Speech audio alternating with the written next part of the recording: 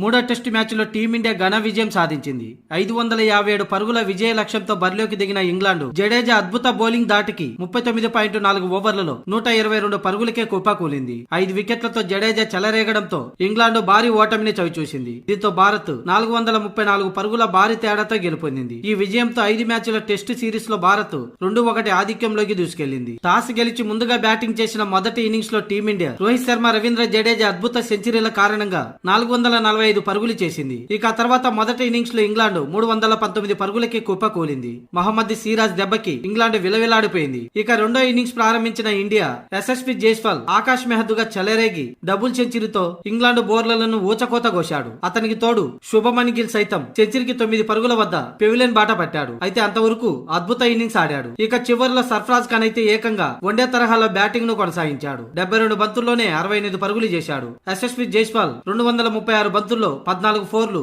ఏకంగా 12 సిక్సర్లు బాది 214 పరుగులు చేసి నాటౌట్ గా నిలిచాడు. దీంతో భారత్ 4 వికెట్లు కోల్పోయి 430 పరుగులు చేసింది. మొత్తంగా మొదటి ఇన్నింగ్స్ ఆధిక్యాన్ని కలుపుకొని టీమిండియా ఇంగ్లాండ్ ముందు 557 పరుగుల టార్గెట్ ఉంచింది. అయితే ఇంగ్లాండ్ కు 1.5 రోజు సమయం ఉంది. అయినా కానీ 4వ రోజే టీమిండియా బౌలర్లు ఇంగ్లాండ్ భరతం పట్టారు. కేవలం 122 పరుగులకే కుప్పగూల్చారు. ఆ జట్టులో మార్క్ వుడ్ 33 పరుగులతో తానొక్కడే టాప్ స్కోరర్ గా నిలిచాడు. మిగతా వారు వచ్చిన వారే వచ్చినట్టు పెవిలియన్ చేరారు. అయితే లోకల్ బాయ్ జడేజా మాత్రం 12 ఓవర్లు బౌలింగ్ చేసి 4 మేడిన్లతో 41 పరుగులిచ్చి 5 వికెట్లు పడగొట్టాడు. అలాగే కుల్దీప్ యాదవ్ కు 2, బుమ్రా, అశ్విన్ కు తలా 1 వికెట్ దక్కింది. మొత్తంగా టీమిండియా 434 పరుగుల అతి పెద్ద విజయాన్ని నమోదు చేసింది ఇంగ్లాండ్ పై. దీంతో 5 టెస్టుల సిరీస్ లో 2-1 ఆధిక్యంలో నిలిచింది భారత్. అలాగే ఈ విజయంతో టీమిండియా WTC పాయింట్ల టేబుల్లో 2వ స్థానానికి చేరుకుంది. ఆస్ట్రేలియాను వెనక్కి నెట్టి 3వ స్థానం నుంచి 2వ స్థానానికి చేరుకుంది భారత్.